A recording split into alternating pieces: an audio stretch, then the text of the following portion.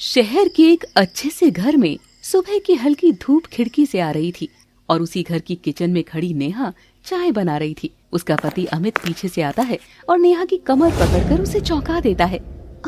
डराते क्यों हो? बस इसीलिए, ताकि तुम्हें चाय से ज्यादा मेरी आदत लग जाए।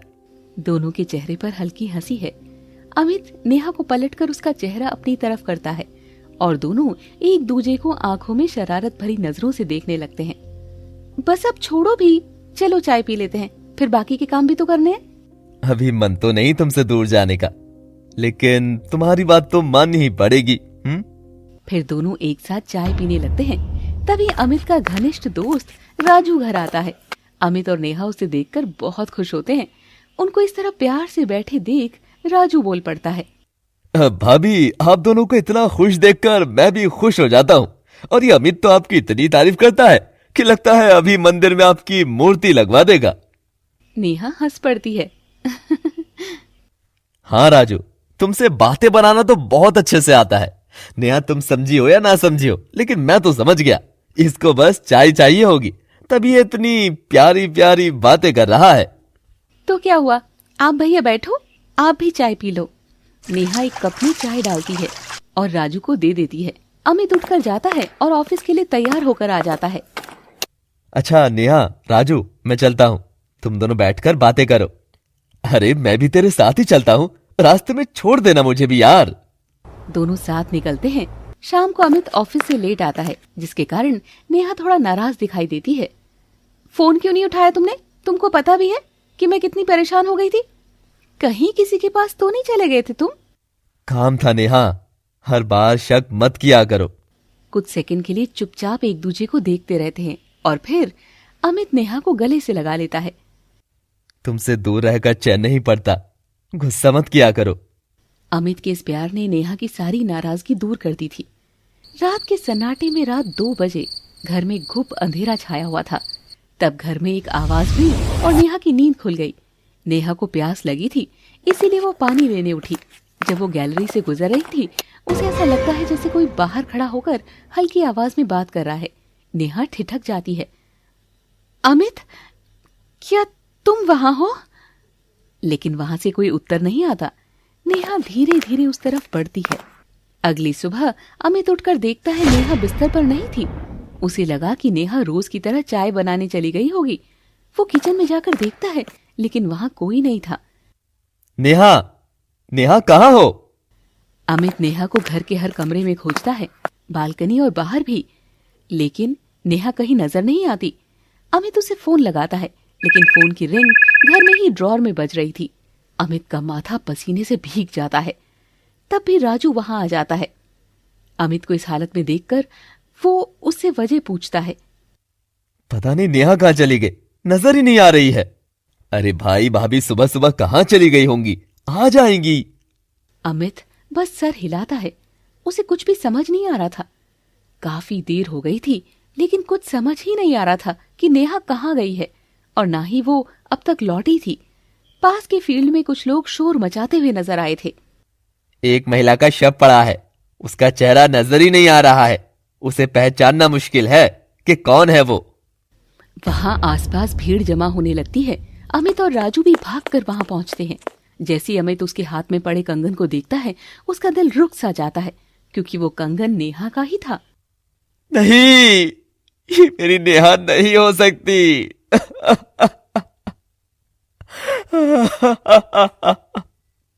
वो वहीं घुटने के बल बैठ जाता है और रोने लगता है। कुछ देर बाद घटना स्थल पर इंस्पेक्टर विकास आता है। उसकी नजर अमित पर पड़ती है, जो बेहोश होने की हालत में था। शांत रहिए, पहले पहचान कीजिए। अमित हिम्मत जुटाता है। वो सर हिलाता है। चेहरा नहीं दिख रहा, लेकिन ये कंगन, ये नेहा का है सर। इंस्पेक्टर कुछ नोट्स लिखता है। प्यार, भरोसा, दोस्ती और घर। कभी कभी इन्हीं 4 दीवारों के अंदर सबसे गहरा राज छुपा होता है। जैसे नेहा की मौत कैसे हुई, किसने किया, क्यों किया। पोस्टमार्टम हाउस के बाहर अमित जमीन पर बैठा था। उसका चेहरा बहुत उदास नजर आ रहा था। राजू उसका कंधा पकड़कर बैठा था। इंस्पेक्टर विकास दूर खड़े होकर दोनों को देख रहे थे। उसके चेहरे से भी झुंझलाहट साफ नजर आ रही थी। उसे अभी तक नेहा की मौत को लेकर कुछ समझ नहीं आ रहा था। किसी ने कुछ देखा सुना? नहीं साहब, चारों तरफ सन्नाटा था, कोई गवाह नहीं है। इंस्पेक्टर अपने माथे को मलता है। ये केस आसान नहीं होने वाला। पुलिस नेहा और अमित के घर आती है। वहां हर चीज अपनी जगह पर सही सलामत थी। कहीं भी टूट फूट नहीं थी, न लड़ाई के निशान, न कोई छीना छपटी की पहचान। अजीब है, कोई जबरदस्ती नहीं दिखती। लड़की रात में घर से कैसे और क्यों निकली? सिपाही सर झुकाकर खड़ा रहता है। उसके पास भी कोई जवाब नहीं था। कमरे, किचन, बालकनी, हर जगह का बस सन्नाटा था, जैसे कोई राज खामोश पड़ा हो जो अभी खुलना नहीं चाहता। नेहा का फोन अभी भी घर की दराज में ही रखा था। इंस्पेक्टर फोन उठाता है। फोन घर में और लड़की बाहर चली गई अकेले, इसका मतलब क्या हुआ? लेकिन किसी के पास कोई उत्तर नहीं था। फोन लॉक था। मैसेज में भी कुछ भी संदिग्ध नहीं था।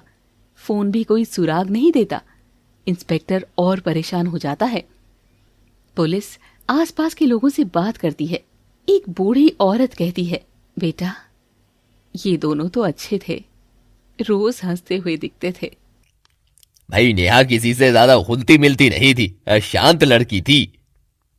अमित भाभी का तो प्यार सबको पता है, झगड़ा तो कभी सुना नहीं। इंस्पेक्टर परेशान था। न दुश्मन, न झगड़ा, न कोई बाहरी इंसान। जांच वहीं की वहीं रुकी थी। इंस्पेक्टर की बेचैनी बढ़ती जाती है। इंस्पेक्टर राजू को अलग बुलाता है। क्या तुम्हें कुछ मालूम है? कोई झगड़ा, कोई बात, कुछ भी? नहीं साहब, अमित और नेहा तो हमारे मोहल्ले के सबसे अच्छे कपल थे, सुख दुख सब साथ में। और पिछली रात मैं तो घर पर था। सुबह अमित ने फोन किया कि जल्दी घर आ, मैं भागा चला आया। इंस्पेक्टर उसे पर कुछ पकड़ नहीं पाता। राजू भी पूरी तरह साफ लग रहा था। इंस्पेक्टर अमित को धीरे से पूछता है, तुम्हारी नेहा रात में क्यों बाहर गई होगी? अमित की आंखें भर आती हैं। सर, अगर मुझे पता होता तो मैं आपको क्यों बुलाता? मुझे खुद समझ नहीं आ रहा है। इंस्पेक्टर कुछ सेकंड तक उसे देखता है। उसकी बॉडी लैंग्वेज, उसका दर्द, सब सच जैसा लग रहा था। पर सच और झूठ, इस केस में दोनों एक जैसे ही लग रहे थे। फ्लैशबैक। नेहा पानी लेने उठती है।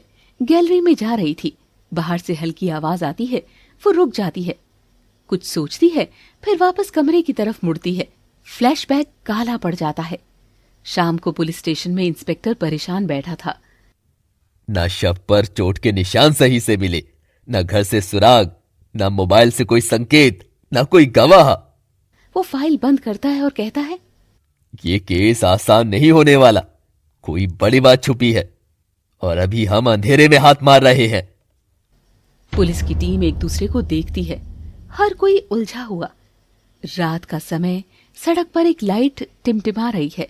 पुलिस लैब में टेबल पर वही छोटा सा चमकने वाला कण रखा था, जिसे देखकर कोई यही बोल रहा था, अरे इतने छोटे से कण से कैसे इतना बड़ा केस सुलझाएगी रिधिमा मैडम। लेकिन रिधिमा की आंखें भी उसी कण की तरह चमक रही थी, क्योंकि उसे उम्मीद थी कि ये छोटा सा कण उसे एक बड़ी उपलब्धि दिला सकता है। टेक्नीशियन कण को मशीन में डालता है। मैडम, ये तो नहीं है, लेकिन ये किसी ज्वेलरी का हिस्सा लग रहा है, जैसे शायद चूड़ी, कड़ा या किसी डिजाइन के टुकड़े से निकल कर गिरा हो। लेकिन मेरा सवाल तो ये है कि ये टूटकर नेहा के कमरे में कैसे पहुंचा। वहीं रजनी भी पास खड़ी नोट्स लिख रही थी। रिधिमा की आंखों में सवाल उभरते जा रहे थे, लेकिन जवाब अभी भी धुंध में ही घूम रहे थे। रिधिमा उस कण की बारीकी से जांच करने का बोलकर रजनी के साथ अमित के घर के लिए निकल पड़ती है। रिधिमा और अमित आमने सामने थे। रिधिमा बड़े ही नॉर्मल तरीके से अमित की तरफ देख रही थी। अमित की आंखें अब भी सूजी हुई दिखाई दे रही थी। लगता था जैसे नींद उसकी आंखों से कई रातों से गायब थी। अमित, क्या नेहा कोई चांदी का कड़ा या चूड़ी पहना करती थी? मेरा मतलब ऐसा कुछ जिसमें कोई चमकीले नग हो। अमित थोड़ा सोचता है और फिर बोलता है, नहीं मैडम, नेहा चांदी नहीं पहनती थी, उसके हाथ में बस गोल्ड के कंगन थे, वो हमेशा वही पहना करती थी। और उस रात भी उसने वही पहना हुआ था। रिधिमा कुछ देर चुप रहती है, कुछ सोचती है और फिर बोलती है, मतलब साफ है कि घर के अंदर से मिलने वाला वो टुकड़ा किसी और का है। अमित का चेहरा अभी भी उदास ही था, उसकी आंखें अभी भी आंसुओं से भरी हुई थी। उधर राजू गली के कोने में अकेला बैठा था। तभी उसकी माँ वहां आती है। क्यों परेशान है रे? नेहा कौन थी तेरी जो तू इतना परेशान हो रहा है? राजू कुछ नहीं कहता, बस जोर से सांस लेता है। उसके चेहरे पर वो लुक था जो किसी ऐसे इंसान के चेहरे पर आता है जिसने कुछ देखा तो है मगर बोल नहीं पा रहा। उसकी माँ एक बार फिर उससे बोली, मैं इसीलिए तुझे उनके घर आने जाने से रोकती थी। अगर अब कुछ भी होगा पुलिस का शक सबसे पहले तुझ पर ही जाएगा और फिर पुलिस न जाने तेरे साथ क्या क्या करेगी। बातें पूरी होने के बाद रिधिमा रात में खुद अमित को अपनी जीप से उसके घर छोड़ने आती है। रात के करीब 11 बज चुके थे। पूरा मोहल्ला शांत था, बस स्ट्रीट लाइट की मध्यम रोशनी जहां तहां पड़ रही थी। रिधिमा नेहा के कमरे में अकेले खड़ी थी। ठंडी हवाओं में पर्दे धीमे धीमे हिल रहे थे। रजनी बाहर खड़ी पहरा दे रही थी। रिधिमा खिड़की के नीचे फर्श पर झुकती है, उसी जगह जहां चांदी का कण मिला था। अचानक वो घुटनों के बल बैठकर फर्श को हल्के से छूती है। यहाँ किसी की पकड़ घसीटने जैसा निशान भी नहीं है, ना कोई छीना झपटी की वजह दिख रही है। ऐसा भी नहीं लग रहा जैसे किसी ने कुछ निशान मिटाया हो। रिधिमा ये सब सोच ही रही थी, तभी उसका फोन बज उठा। फोन उसकी लैब से आया था। मैडम, उसके कण पर हमें एक माइक्रो खून का दाग मिला है। क्या वो नेहा का है? नहीं मैडम, खून नेहा का नहीं है। तो फिर वो रात यहाँ नेहा के साथ कौन था और वो जख्मी कैसे हुआ? रिधिमा की नजर अब एक ही दिशा में जाती है। जहां सब अपने घरों में थी वहीं राजू किसी के घर के बाहर बैठे कुछ सोच रहा था और बहुत परेशान भी नजर आ रहा था। रिधिमा उसे देखती है और फिर रजनी को वहां से चलने को बोलती है। गली में राजू पुलिस की जीप देखता है। राजू उन्हें देखते ही पीछे मुड़ता है और दौड़ पड़ता है। रजनी चौंकती है। मैडम, क्यों राजू भागा? भागने वाले या तो खुद दोषी होते हैं या किसी दोषी को बचा रहे होते हैं। जाने दो उसे, देखते हैं कहाँ जाएगा। राजू तेजी से अपने घर के अंदर चला जाता है और डर के साथ जल्दी से दरवाजा बंद कर लेता है। रिधिमा और रजनी वहां पहुंच जाते हैं। वो राजू को उनके साथ चलने के लिए बोलते हैं। राजू डरता हुआ उनके साथ चल देता है। राजू की माँ खड़ी हुई सब देख रही थी, लेकिन कुछ बोलती नहीं। एक कमरे में एक छोटा बल्ब झूल रहा था, जहां रिधिमा टेबल के उस पार बैठी थी और राजू सामने बैठा था। राजू के हाथ कांप रहे थे। जब हम गली के पास पहुंचे, तुम हमें देखकर भागे क्यों? डर किस बात का था राजू? राजू का गला सूख रहा था। वो बार बार अपनी जीभ को अपने होठों पर घुमा रहा था ताकि उसके सूखे होठ छिप सके। मैम, मैं नेहा भाभी के बारे में कुछ नहीं जानता, मैं बस डर गया था। डर? क्यों? राजू नीचे देखता है, एक सेकंड रुककर अपनी बात बताता है। मैम, मेरी माँ ने कहा था कि नेहा भाभी सबसे ज्यादा मुझसे बात करती थी, तो पुलिस मुझे ही पकड़ कर ले जाएगी पूछताछ को। मुझे पुलिस से बहुत डर लगता है। मैंने कुछ नहीं किया, बस इसीलिए नजरें चुरा ली। रिधिमा अपने हाथ जोड़कर उसे देखती रहती है, एक अनुभवी अफसर की नजर से जो झूठ और सच को चेहरे की हर हरकत में पढ़ लेती है। राजू की आंखों में सच्चा डर था, लेकिन चालाकी नजर नहीं आ रही थी। रिधिमा खड़ी हो जाती है। तुम जा सकते हो। राजू राहत की सांस लेकर तेजी से बाहर निकल जाता है। ये लड़का गलत नहीं है, बस गलत वक्त पर गलत जगह आ गया था। रिधिमा अपने केबिन में बैठ जाती है। दरवाजे पर दस्तक होती है और रजनी अंदर आती है। रजनी, ध्यान से सुनो। वो चमकदार कण मुझे अभी भी परेशान कर रहा है। वो पक्का किसी ज्वेलरी से गिरा है। रजनी सर हिलाती है। तुम तुरंत टीम लेकर आसपास की जितनी भी ज्वेलरी शॉप्स हैं, सब में पता करवाओ। नेहा या अमित ने कोई ऐसी ज्वेलरी खरीदी हो जिसमें चमकीले नग लगे हों, तो हमें आगे का कुछ पता चले। जी मैडम। रजनी एक टीम लेकर निकलती है। रजनी और उसकी टीम दुकानों में पूछताछ करती है। दुकानदार बिल दिखाते हैं, कुछ सीसीटीवी फुटेज चेक करती है। हर जगह से एक ही जवाब मिलता है, नेहा या अमित, इनके नाम से कोई ज्वेलरी नहीं खरीदी गई। रजनी के चेहरे पर चिंता साफ नजर आ रही थी, क्योंकि उसे अभी तक कुछ भी नहीं मिला था। फिर शहर की एक छोटी सी और पुरानी दुकान में एक बात पता चली। दुकानदार काउंटर पर झुककर धीरे से कहता है, नेहा अमित तो नहीं, लेकिन एक भव्या नाम की लड़की ने अभी हाल ही में एक ज्वेलरी खरीदी थी। चमकीला स्टोन वाली, नई डिजाइन की। रजनी चौंकती है। उस ज्वेलरी में स्टोन ढीले तो नहीं थे? दुकानदार तुरंत समझ जाता है। हाँ, नई ज्वेलरी में अक्सर कुछ नग गिर जाते हैं। जो गिरने होते हैं वो पहले ही गिरते हैं, बाकी जो रह जाते हैं वो मजबूती से लंबे समय के लिए फिक्स हो जाते हैं। रजनी के चेहरे पर अब सफलता का भाव नजर आने लगा था। वो दुकानदार से बोली, उस भव्या का पूरा पता दो। दुकानदार बिल बुक आगे करता है। शायद ये एक सुराग नहीं बल्कि पूरे केस का पहला असली ब्रेक थ्रू था। रजनी जल्दी से रिद्धिमा को कॉल करती है और उसे सब कुछ बताती है। मैडम, भव्या का पूरा पता मिल गया है। पास के ग्रीन टावर अपार्टमेंट में रहती है। ज्वेलरी उसी ने खरीदी थी। ठीक है, अब इस केस में आगे बढ़ने का एक ही तरीका है, भव्या से बात। रिद्धिमा अपनी चेयर से खड़ी होती है। तुम वापस आ जाओ रजनी, फिर साथ चलते हैं। कुछ देर बाद एक पुलिस जीप तेजी से अपार्टमेंट के बाहर रुकती है। रिद्धिमा और रजनी उतरती है। दोनों भव्या के फ्लैट के सामने पहुंचते हैं। रिद्धिमा दरवाजा खटखटाती है। कोई जवाब नहीं आता। वो फिर से डोरबेल बजाती है, लेकिन कुछ जवाब नहीं मिल रहा था। रजनी हैंडल घुमाती है। मैडम, दरवाजा तो अंदर से ही बंद है, फिर कोई खोल क्यों नहीं रहा? कहीं ऐसा तो नहीं कि वो डर गई हो? मतलब भव्या अंदर है। दोनों एक दूसरे को देखते हैं, फिर लगातार कई बार बेल बजाते हैं, लेकिन कोई जवाब नहीं मिलता। अब तो तोड़ना पड़ेगा। रजनी, रेडी? दोनों आगे बढ़ती हैं। धड़ाम, पहला किक, धड़ाम, दूसरा, और तीसरे पर दरवाजा टूटकर अंदर गिर जाता है। दोनों दरवाजा तोड़कर अंदर जाती है। फ्लैट में हर चीज बिखरी पड़ी थी। कुर्सियां उल्टी थी, कपड़े फर्श पर पड़े थे। रिद्धिमा कमरे से कमरे की तरफ बढ़ती है। दूसरे कमरे का दरवाजा थोड़ा खुला है। रजनी लाइट जलाती है। दोनों अंदर कदम रखती है और वहां फर्श पर पड़ी थी भव्या की ठंडी निर्जीव लाश। उसके गले पर हल्के निशान थे। रिद्धिमा बिना पलक झपकाए दृश्य देख रही थी। फिर अपना फोन निकालती है। पूरी टीम को लेकर आओ, अभी। कुछ ही देर में पुलिस अपार्टमेंट को भर देती है। फोटोग्राफर, सैंपल, दस्ताने, पूरा माहौल बदल जाता है। रजनी रिद्धिमा के पास आती है। मैडम, इसका मतलब साफ है, भव्या को जानती थी, इसीलिए कातिल ने इसे भी मार दिया। रिद्धिमा लाश को लंबे समय तक देख रही थी, फिर धीमी पर गहरी आवाज में कहती है, या फिर भव्या ही कातिल थी। रजनी चौंकती है। उस रात अमित के घर अगर नेहा से कोई मिला था तो वो भव्या भी हो सकती है। लेकिन मैडम, मुझे नहीं लगता भव्या अकेले इतनी बड़ी वारदात कर सकती है। जरूर कोई और था उसके साथ। रिद्धिमा तुरंत जवाब देती है। हाँ, और उसे पता था कि हम भव्या तक पहुंच जाएंगे, इसीलिए उसने पहले ही भव्या को खत्म कर दिया। रिद्धिमा रजनी की तरफ मुड़ती है। पोस्टमार्टम रिपोर्ट आने तक एक काम करो, पता लगाओ भव्या क्या करती थी। जहां वो काम करती थी उसके साथ काम करने वाला कोई और भी इसी गुत्थी का हिस्सा हो सकता है। जी मैडम। रजनी और रिद्धिमा वहां से निकल जाती है।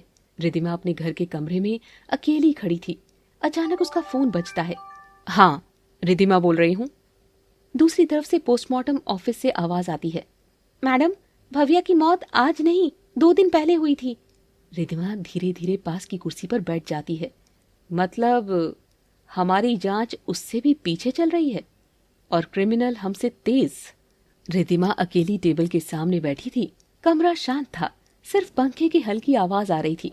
वो अपने हाथ में पड़ी रिपोर्ट, ज्वेलरी का नग और भव्या की फोटो देख रही थी। वो धीरे धीरे खुद से बोलती है, भव्या का खून उसी दिन हुआ जब मीडिया ने ये खबर चलाई कि हमें केस में एक चमकीला सबूत मिला है। इसका मतलब है कातिल को हर एक अपडेट की जानकारी मिल रही है। कोई बहुत ही करीब वाला, कोई जो इस केस पर नजर गड़ाए बैठा है, और उसी ने हमारे सबसे बड़े सबूत भव्या को ही खत्म कर दिया। उसी समय टिक टिक करके दरवाजा खुलता है और रजनी अंदर आती है। मैडम, एक चौंकाने वाला सच मिला है। रिद्धिमा कुर्सी से उठती है। रजनी, बात घुमाओ मत, सीधा बताओ। रजनी एक फाइल खोलती है। मैडम, भव्या उसी ऑफिस में काम करती थी जहां अमित काम करता था। रिद्धिमा की आंखें हल्के से फैलती है। रजनी आगे बोलती है, मुझे तो साफ साफ लगता है मैडम, इन दोनों में कुछ चल रहा है। हो सकता है अमित और भव्या ने मिलकर नेहा को मार दिया हो, क्योंकि नेहा दोनों के बीच में थी। रिद्धिमा रजनी को घूरती है। उसके दिमाग में कई संभावनाएं घूमने लगती है। तुम्हारी बात में दम है, लेकिन सोचो, अगर अमित और भव्या ने मिलकर नेहा को मारा था तो भव्या को मारने की क्या जरूरत थी? शायद इसीलिए मैडम, कहीं भव्या सच ना उगल दे, कहीं वो पकड़े ना जाए। अमित ने उसे रास्ते से हटा दिया होगा। मुझे ऐसा नहीं लगता, लेकिन पूछने में क्या जाता है। वो रजनी की तरफ देखती है। अमित को बुलाओ अभी। अमित और रिद्धिमा आमने सामने बैठे थे। टेबल पर सिर्फ एक फाइल रखी थी। रिद्धिमा धीमे स्वर में बात शुरू करती है।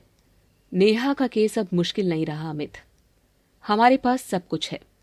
तुम और भव्या, तुम दोनों का अफेयर चल रहा था। अमित का चेहरा सख्त हो जाता है। रिद्धिमा जारी रखती है। नेहा तुम दोनों के बीच में थी, इसीलिए तुम और भव्या ने मिलकर उसे रास्ते से हटा दिया, और जब तुम्हें लगा कि भव्या जल्दी पकड़ी जा सकती है तो तुमने उसे भी मार दिया। यही था ना तुम्हारा मास्टर प्लान? अमित की आंखें भर आती है। वो बोलता है, ये क्या कह रही हो आप? वो अपने चेहरे पर हाथ फेरता है। भव्या की मौत का दुख मुझे भी है, लेकिन हम सिर्फ एक ही ऑफिस में काम करते थे, इससे आगे कुछ नहीं था।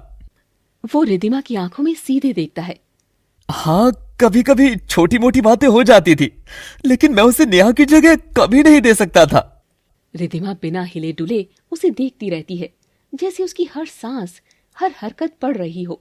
अमित से पूछताछ खत्म होने के बाद रिद्धिमा लंबे समय तक अमित को देखती रहती है और फिर बहुत सख्त आवाज में कहती है, अमित तुम जा सकते हो फिलहाल। अमित सर हिलाता है, थोड़ा टूटे हुए मन से उठता है, दरवाजा खोलता है, बाहर चला जाता है। दरवाजा बंद होते ही रिद्धिमा रजनी के पास आती है। रिद्धिमा अपना फोन उठाती है और बोलती है, चलो रजनी, अब भव्या के ऑफिस चलते हैं। भव्या के ऑफिस में हल्की हलचल नजर आ रही थी। वहां का स्टाफ भी रिद्धिमा और रजनी को देखकर थोड़ा घबरा जाता है। रिद्धिमा सीधे मैनेजर के केबिन में जाती है। हमें भव्या के बारे में सब कुछ जानकारी चाहिए।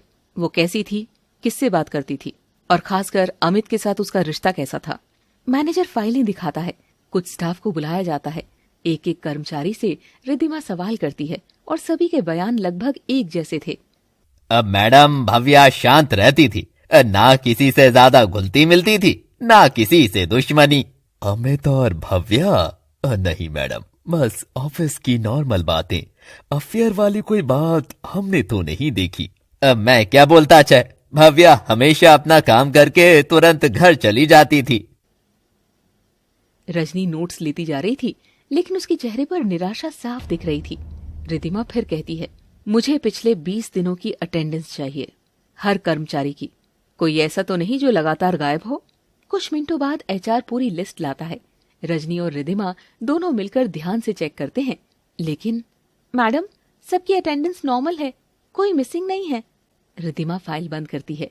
हल्की निराशा उसके चेहरे पर अब भी दिख रही थी, क्योंकि उनको कोई सफलता नहीं मिली थी। रजनी और रिद्धिमा दोनों ऑफिस से बाहर निकलते हैं। लिफ्ट की तरफ जाते हुए रजनी बोल ही देती है, मैडम, हम ऐसे कैसे कातिल तक पहुंचेंगे? ना ऑफिस से कुछ मिला, ना अटेंडेंस में कुछ, और भव्या के फोन में भी ऐसा कोई सबूत नहीं जिस पर आगे छानबीन की जा सके। लग रहा है कातिल हमसे 2 कदम आगे है। रिद्धिमा रजनी की आंखों में देखती है और बोलती है, मुजरिम कितना भी शातिर क्यों ना हो, कुछ ना कुछ सबूत छोड़ता जरूर है।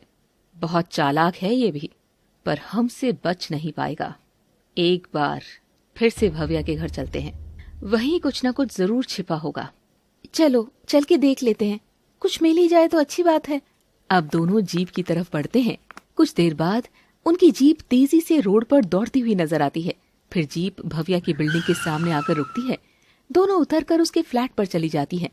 भव्या के फ्लैट का दरवाजा अब भी टूटा ही था और अंदर वही बिखरा हुआ सामान और कपड़े थे। रिद्धिमा और रजनी कमरे में एंट्री करती है। रजनी, ध्यान से एक एक चीज देखो, मुझे यकीन है कुछ न कुछ छिपा है यहाँ। दोनों अलग अलग दिशा में जाकर ढूंढने लगती है। बेड के नीचे, ड्रॉर, अलमारी, बैग, किचन, वॉशरूम, हर जगह। काफी देर बाद, मैडम, मुझे लगता है किसी ने सब कुछ बहुत साफ तरीके से मिटा दिया है, तभी कुछ नहीं मिल रहा। रिद्धिमा पास ही देखती है कि रजनी के पैरों के पास कुछ पेपर दबे हुए पड़े हैं। रजनी, ये पेपर, ये यहाँ कैसे पड़े हैं? रजनी पेपर उठाती है, सरसरी निगाह डालती है। अरे मैडम, ये तो बस कुछ बिल है, कपड़ों वाले, दूध वाले, कुछ खास नहीं। दिखाओ कैसे बिल है ये? रजनी अजीब सा मुंह बनाते हुए सभी बिल लाकर दे देती है। रिधिमा धीरे धीरे उन्हें पलटती है। पहला बिल दूध वाले का, दूसरा किराने का, तीसरा कपड़ों का और फिर आखिरी बिल उसके अंगूठे से अटक जाता है। एक ज्वेलरी शॉप का बिल सामने था। उसमें लिखी राशि काफी बड़ी थी। रिधिमा उसे ध्यान से देखती है। चेहरा थोड़ा बदल सा जाता है। सच में बेकार, यहाँ कुछ नहीं है। वो बिलों को मोड़कर मेज पर रख देती है और बोलती है, चलो निकलते हैं। दोनों कमरे से निकलकर बाहर आती है, सीढ़ियां उतरती है, जीप के पास पहुंचती है। रजनी दरवाजा खोलने ही लगती है कि रिधिमा अचानक रुकती है, जैसे दिमाग में कोई लाइट जली हो। वो धीरे से कहती है, रजनी वापस चलो। मैडम क्यों, क्या हुआ? रिधिमा बिना जवाब दिए तेज कदमों से सीढ़ियां चढ़ने लगती है। रजनी बिना कुछ कहे उसके पीछे चलने लगती है। कमरे में पहुंचकर रिधिमा सीधे उस ज्वेलरी वाले बिल के पास जाती है और उसे उठाती है। काफी देर तक सिर्फ बिल को घूरती रहती है, फिर धीरे से बोलती है, भव्या की सैलरी इतनी नहीं थी कि वो इस बिल की इतनी मोटी रकम अदा कर सके। वो बिल रजनी की तरफ बढ़ाकर कहती है, किसने दिए इतने पैसे और क्यों? एक पल रुककर वो पूरी तरह कमांडिंग टोन में कहती है, आओ बाकी बातें ज्वेलरी शॉप पर जाकर पता करते हैं। दोनों तेजी से मुड़ती हैं और सीढ़ियां उतरते हुए जीप की तरफ बढ़ती हैं। वो ज्वेलरी शॉप के लिए निकल पड़ते हैं। जीप तेज रफ्तार में सड़क काटती जा रही थी। इस बार रिधिमा ड्राइव कर रही थी। रजनी बार बार बिल को देख रही थी। मैडम, भव्या की कुल सैलरी 23,000 थी और ये ज्वेलरी का बिल 1,18,000। हाँ, इतना बड़ा गैप कभी नॉर्मल नहीं होता। कोई और है जो उसे ये दिलवा रहा था, और वो कोई कौन है, यही हमें ढूंढना है। कुछ देर बाद दोनों ज्वेलरी शॉप पर पहुंच जाती है। दोनों अंदर प्रवेश करती है। दुकान में एसी की ठंडी हवा चल रही थी। ज्वेलर दोनों को आते हुए देखता है, लेकिन उनके हाव भाव देखकर वो थोड़ा डर जाता है। जी मैडम, कैसे आना हुआ? रिधिमा अपनी आईडी दिखाती है। भव्या नाम सुना है? ज्वेलर हल्का सा अटक जाता है। जी हाँ, वो 2 हफ्ते पहले आई थी यहाँ एक डायमंड नेक सेट लेने। रजनी तुरंत बीच में बोलती है, और इतने पैसे उसने दिए कैसे? ज्वेलर कांपता है, फिर धीरे से बोलता है, कैश में। पूरा पेमेंट एक बार में किया गया था। पूरा कैश एक झटके में? जी मैडम। पैसे किसने दिए? ज्वेलर डर गया है, फिर हाथ मलते हुए कहता है, मैं कैसे बताऊं मैडम, कस्टमर की प्राइवेसी। एक लड़की मरी पड़ी है और तुम मुझसे प्राइवेसी की बात कर रहे हो? ज्वेलर हिल जाता है, कंप्यूटर की तरफ बढ़ता है। कुछ देर बाद वो स्क्रीन घुमाता है। ये सीसीटीवी फुटेज है जिस दिन भव्या ने सेट लिया था। रिधिमा स्क्रीन पर आंखें गड़ाती है। फुटेज में भव्या दुकान में खड़ी थी, पर उसके साथ कोई और भी था जो उसे पैसे थमा रहा था। लेकिन वो चेहरा धुंधला था और वो एक हुडी पहने हुए था। लेकिन उसकी चाल, उसका खड़े रहने का तरीका थोड़ा संदिग्ध लगता है। रजनी तुरंत कहती है, लगता है आदमी उसकी मदद कर रहा था, लेकिन ये कौन है मैडम? रिधिमा कुछ सेकंड तक स्क्रीन देखती रहती है, फिर अचानक उसके चेहरे का भाव बदलता है और आंखें सिकुड़ती हुई नजर आती हैं। नहीं, ये कोई मदद करने वाला नहीं है। वो ज्वेलर की तरफ मुड़ती है। इसकी साफ फुटेज निकालो और साथ ही भव्या ने और क्या क्या खरीदा था वो भी बताओ। ज्वेलर घबराकर सारी जानकारी निकालने लगता है। रजनी धीरे से पूछती है, मैडम आपने इस आदमी को कैसे पहचाना? रिधिमा उसके कान के बिल्कुल पास झुककर फुसफुसाती है, मैंने नहीं पहचाना, लेकिन इसकी जिस्मानी बनावट किसी से बहुत मिलती है। कौन? रिधिमा टीवी स्क्रीन से नजर नहीं हटाती है और धीरे से बोलती है, वही जो पहली बार से मुझसे कुछ न कुछ छुपा रहा है, वही जो हर बार नजरों से बचने की कोशिश कर रहा है, वही जिसका डर उसकी बातें सुनकर भी खत्म नहीं हुआ। रजनी दंग रह जाती है। राजू? रिधिमा कोई जवाब नहीं देती। उसकी आंखें बस स्क्रीन पर जमी थी। अब रात का वक्त हो चला था। हल्की ठंडी हवा चलने लगी थी। एक सुनसान गली के सन्नाटे के बीच से रिधिमा और रजनी जीप से उतरकर राजू के घर के बाहर आती है। दरवाजे पर टिमटिमाती पीली रोशनी दिखाई पड़ रही थी। रिधिमा दरवाजे पर नॉक करती है। कुछ सेकंड बाद दरवाजा खुलता है और सामने राजू की माँ थकी हुई सी नजर आती है। दोनों बिना कुछ कहे घर के अंदर जाते हैं और माँ भी उनके पीछे पीछे अंदर आ जाती है। माँ जी, राजू कहाँ है? दिखाई नहीं दे रहा। राजू की माँ हल्का सा मुस्कुरा कर बोलती है, अरे मैडम, उसे अमित ने बुलाया है। उसका मन नहीं लग रहा था ना, दोनों अच्छे दोस्त हैं, थोड़ा मन बहल जाएगा, अमित का भी और राजू का भी। रिधिमा की आंखें सीधे मुद्दे पर आ जाती है। माँ जी, एक वीडियो मिला है जिसमें भव्या ज्वेलरी शॉप पर है और उसके साथ एक लड़का भी दिखा है, हुडी पहने हुए। रजनी मोबाइल स्क्रीन दिखाती है। माँ स्क्रीन देखती है और चौंक जाती है। नहीं, मेरा राजू ऐसा नहीं कर सकता, तुम गलत चेक कर रहे हो। वो किसी को मारने वाला लड़का नहीं है। मैंने कब कहा कि उसने किसी को मारा? मैं बस इतना पूछ रही हूँ, क्या राजू उस दिन भव्या के साथ ज्वेलरी लेने गया था या नहीं? माँ असहज होकर बैठ जाती है। इस बारे में तो वही बता सकता है मैडम, मैं क्या बताऊं? माँ जी, क्या राजू में पिछले कुछ दिनों से कोई बदलाव दिखा, कुछ ऐसा जो पहले नहीं था? माँ गहरी सांस लेकर बोलती है। हाँ मैडम, जब से नेहा मरी है वो डरा डरा सा रहने लगा है। मैंने कितनी बार समझाया, दोस्ती बाहर तक रख, उसके घर मत जाया कर। अब देखो समस्या ही बन गई ना। रजनी और रिधिमा एक दूसरे को देखते हैं। और क्या लगा आपको? सबसे अलग क्या बदल गया उसमें? माँ सर पकड़कर बोली। सब तो ठीक है, बस वो किसी सोच में डूबा रहता है, किसी से डरा हुआ लगता है। वो बातें कर ही रहे थे कि तभी राजू की माँ का फोन बजता है। स्क्रीन पर अमित कॉलिंग लिखा हुआ दिखाई दे रहा था। वो कॉल उठाती है। हाँ बेटा बोल, क्या हुआ? अरे राजू को भेज दे, कोई आया है उससे मिलने। क्या आंटी, राजू मेरे पास नहीं है? मैं तो सोच रहा था कि वो घर से आया ही नहीं, और यही पूछने के लिए तो मैंने फोन किया था कि राजू आया क्यों नहीं। माँ का चेहरा सफेद पड़ जाता है। रिधिमा एकदम खड़ी हो जाती है। वो रजनी को देखती है। Let's go. दोनों तुरंत बाहर निकल जाती है। रिधिमा तेज कदमों से जीप की तरफ बढ़ रही थी। रजनी पीछे पीछे चलती हुई बोली, मैडम आप मानो या ना मानो, ये सब राजू ने ही किया है। देखो डरना गायब हो गया, वीडियो में उसकी हुडी, सब उसी की तरफ इशारा कर रहा है। रिधिमा जीप का दरवाजा खोलते हुए बेहद ठंडे दिमाग से बोलती है, रजनी हम बिना सबूत किसी को दोषी नहीं ठहरा सकते। पहले राजू को ढूंढते हैं, हिरासत में लेते हैं और फिर उससे पूछते हैं ये पूरा माजरा क्या है। जीप तेजी से आगे बढ़ती है। रिधिमा और रजनी अब राजू की तलाश में निकल चुकी थी। उधर राजू की माँ घर में बेचैनी से टहल रही थी। उसके दिल में एक ही बात घूम रही थी, अमित ने ही तो बुलाया था, फिर अमित ही पूछ रहा है कि वो कहाँ है। हे भगवान, मेरा बच्चा ठीक तो है ना? गाड़ी में बैठी रिधिमा अचानक बोली, रजनी गाड़ी अमित के घर की तरफ लो। रजनी चौंक कर बोली, लेकिन मैडम हम तो राजू को ढूंढने निकले हैं ना। मैं जैसा बोलूं वैसा करो रजनी। रजनी बिना और कुछ पूछे गाड़ी मोड़ देती है। कुछ ही देर बाद जीप अमित के घर के सामने रुकती है, पर रिधिमा रुकने कहाँ वाली थी। जीप ठीक से रुकने से पहले ही रिधिमा छलांग मारकर अंदर घुस जाती है। ड्राइंग रूम में सोफे पर अमित बैठा था। रिधिमा की तेज सांसें, हाथ में तनी पिस्तौल देखकर वो घबराकर खड़ा हो गया। क्या हुआ मैडम? अमित सच सच बताओ, राजू कहाँ है? उसकी माँ ने बताया था कि वो तुम्हारे पास आया है। मैडम मैं भी तो यही कह रहा हूँ कि वो यहाँ आया ही नहीं। उसकी माँ ने बोला कि वो काफी पहले निकला है, मगर यहाँ तो। उसी वक्त रिधिमा की नजर अचानक पर्दे की तरफ गई। पर्दा हल्का सा हिला था, जैसे उसके पीछे कोई छिपा हुआ खड़ा हो। कौन है वहाँ? निकल बाहर। और वो पिस्तौल ताने हुए पर्दे की ओर बढ़ने लगी। रिधिमा पास पहुंची ही थी कि पर्दे के पीछे छुपे आदमी ने झट से पास रखा गमला उठाया और रिधिमा की तरफ जोर से फेंक दिया। गमला रिधिमा के हाथ पर लगा। उसकी पिस्तौल नीचे टन से गिर गई। इससे पहले कि कोई संभल पाता, वो छुपा हुआ शख्स खिड़की की तरफ भागा और धड़ाम की आवाज के साथ बाहर कूदकर अंधेरे में गायब हो गया। रिधिमा दर्द की परवाह किए बिना तुरंत जमीन से पिस्तौल उठाती है और उसी खिड़की से छलांग लगा देती है। उसके बाहर जाते ही बाहर रात की ठंडी हवा में दौड़ते पैरों की आवाजें गूंजने लगती है।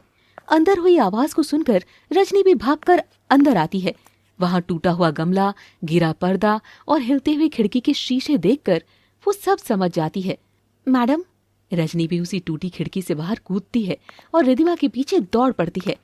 बाहरी सड़क पर हल्का अंधेरा था। सुनसान गली में बस एक पीली स्ट्रीट लाइट जल रही थी। आगे वो आदमी तेजी से भाग रहा था और उसके पीछे रिधिमा पूरी ताकत से दौड़ते हुए चिल्लाई, रुको, रुक जाओ। लेकिन वो आदमी रिधिमा की बातें सुने बिना बस दौड़ता ही जा रहा था। रिधिमा ने 2 सेकंड सोचा, फिर बंदूक निकाली और दौड़ते दौड़ते हुए उस आदमी के ऊपर निशाना लगा दिया। तेज गोली चलने की आवाज पूरी गली में गूंज उठी। धाए! गोली उस दौड़ते हुए आदमी के सर के पीछे लगी, जिससे वो आदमी आगे की तरफ लड़खड़ाकर मुंह के बल जमीन पर जा गिरा। रिधिमा जाकर उसके पास रुक जाती है। रिधिमा की सांसें फूली हुई थी। सामने वो लाश पड़ी थी और उसके हाथ में पिस्टल अब भी लटक रही थी। कुछ देर बाद रजनी भी हांफती हुई वहां पहुंचती है।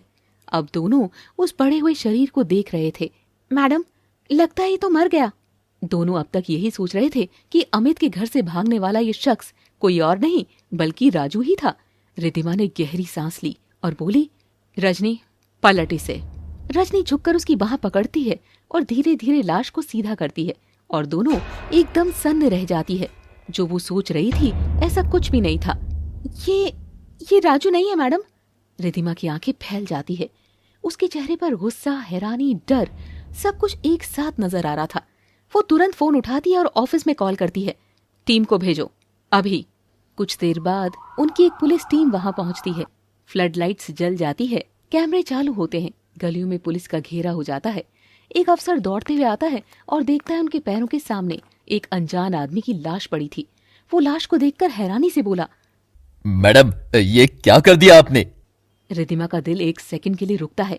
उसे लगता है शायद उसने कोई बड़ी गलती कर दी है। तभी सामने वाला अफसर ऐसे इंप्रेशन दे रहा है, क्या मतलब? क्या कर दिया मैंने? क्या कुछ गलत हो गया है? अफसर लाश के पास झुकता है और उसकी गर्दन का निशान चेक करता है, फिर जोर से बोलता है, ये वांटेड था मैडम। रजनी चौंक जाती है। अफसर अपना रजिस्टर खोलकर बोलता है, ये वही है, वही शूटर, सुपारी लेकर कत्ल करने वाला। कितने केस है इस पर? हम महीनों से इसे ढूंढ रहे थे। वो मुस्कुराता है, और जो काम पूरी टीम नहीं कर पाई वो आपने कर दिखाया। कमाल है मैडम, कमाल है। चारों तरफ पुलिस वाले उसके हाव भाव देखकर सहम जाते हैं। लेकिन अफसर खुश था, लेकिन रिद्धिमा खुश नहीं थी। उसकी निगाहें अभी भी लाश पर टिकी थीं और उसके दिमाग में एक ही सवाल घूम रहा था, अगर ये सुपारी किलर था तो फिर ये अमित के घर में क्या कर रहा था? उसके चेहरे पर चिंता की लकीरें साफ नजर आ रही थी। वो रजनी की तरफ घूमती है और भारी आवाज में बोलती है, रजनी, मुझे इसके बारे में पूरी जानकारी चाहिए। इसकी पुरानी सारी फाइलें, पुराने केस, पुरानी गतिविधियां, सब कुछ। फिर वो गहरी सांस लेकर कहती है, सब मेरे केबिन में लेकर आओ। जी मैडम। रिद्धिमा आखिरी बार लाश को देखती है और घूरते हुए वहां से जाने लगती है। कुछ दूर जाकर वो मुड़ती है और अपनी जीप की तरफ बढ़ते हुए कहती है, चलो रजनी, चलते हैं। और जो मैंने कहा उस बात का ध्यान रखना। रात का समय काफी गहरा गया था। ऑफिस की खामोशी में सिर्फ टेबल लैंप की रोशनी जल रही थी। रिद्धिमा फाइलों पर झुकी हुई थी। उसका चेहरा गंभीर सा नजर आ रहा था। तभी दरवाजा खुलता है। रजनी अंदर आती है और अपने हाथों में ली हुई फाइल को टेबल पर रखते हुए बोलती है, मैडम, ये रही उस वांटेड क्रिमिनल की पूरी फाइल। रिद्धिमा फाइल खोलती है और पढ़ने लगती है। रजनी थोड़ी देर बाद चुपचाप बाहर चली जाती है। कुछ मिनट बाद वो फिर दौड़ती हुई वापस आती है। मैडम, उस मरने वाले के कपड़ों की जेब से एक फोन मिला है, क्या करूं इसका? रिद्धिमा बिना नजर उठाए बोलती है, उसे इन्वेस्टिगेशन टीम के पास भेजो, देखें वो किस किस के कांटेक्ट में था। रजनी फटाफट बाहर चली जाती है। तभी दरवाजा खुलता है। अमित अंदर आता है। उसका चेहरा परेशान नजर आ रहा था। वो रिद्धिमा के पास आया और बोला, मैडम, वो आदमी कौन था? मैं तो उसे जानता भी नहीं। मैंने तो सिर्फ राजू को बुलाया था और राजू का ही अब तक कोई पता ही नहीं चल रहा मुझे। रिद्धिमा गहरी सांस लेकर अमित को देखती है। तो फिर अमित, कहीं ऐसा तो नहीं कि वो आदमी तुम्हें मारने आया था और मेरी वजह से वो अपना काम नहीं कर पाया? अमित झुंझला जाता है। मैडम प्लीज, वो सब छोड़िए, पहले ये पता कीजिए कि राजू कहाँ है। रिद्धिमा बिना कुछ बोले रजनी को इशारा करती है, राजू का नंबर ट्रेस कराओ अभी। कुछ ही मिनट में लोकेशन आ जाती है। मैडम, लोकेशन यहीं पास की साइट की दिखा रही है। तीनों, रिद्धिमा, रजनी और अमित, जीप में बैठकर तेजी से लोकेशन की तरफ जाते हैं। शहर से दूर सूनी और अंधेरी जगह नजर आ रही थी। हेडलाइट्स मिट्टी पर पड़ती है। तीनों नीचे उतरते हैं, राजू को ढूंढने लगते हैं और फिर रजनी चीखती है, मैडम, वहां कोई पड़ा है। रिद्धिमा और अमित तेजी से रजनी की आवाज की तरफ दौड़ते हैं। वहां जाकर वो देखते हैं कि जमीन पर राजू की लाश पड़ी थी। उसके एक हाथ में बंदूक थी और दूसरे में एक मुड़ा हुआ कागज था। अमित घुटनों के बल बैठ जाता है। वो अब और ज्यादा सदमे में चला गया था क्योंकि उसने अपने पत्नी के बाद अपने सबसे प्यारे दोस्त को भी खो दिया था। रिद्धिमा आगे बढ़कर राजू के हाथ में रखा नोट उठाती है और उसे धीरे धीरे पढ़ती है। ये सब सुनकर अमित की आंखों में आंसू भर आए थे। जिसे वो अपना दोस्त समझ रहा था, उसी ने उसके साथ ऐसा किया। ये बात अमित को और ज्यादा तोड़ गई थी। वो बुदबुदाता है, राजू, तूने क्या किया यार? रजनी धीरे से कहती है, मैडम, केस सॉल्व हो गया, कातिल ने खुद ही आत्महत्या कर ली। लेकिन रिद्धिमा राजू की लाश को झुककर बड़ी करीब से देख रही थी और उसे घूरती जा रही थी। उसके चेहरे पर गुस्सा, शक और दर्द का मिला जुला तूफान नजर आ रहा था। कुछ सेकंड बाद वो उठती है और तेज ठंडी आवाज में कहती है, ये आत्महत्या नहीं है। रजनी चौंक कर कहती है, क्या मतलब मैडम? ये मर्डर है रजनी, और इस कहानी के पीछे की सच्चाई कुछ और ही कह रही है। रजनी की उलझन अभी भी चेहरे पर साफ दिख रही थी। सामने लाश पड़ी है, गोली सर पर लगी है, हाथ में बंदूक, नोट भी है, और मैडम इसे मर्डर बता रही है। कैसे? यही सवाल उसके दिमाग में बार बार घूम रहा था। अमित भी कोने में खड़ा यही सोच रहा था।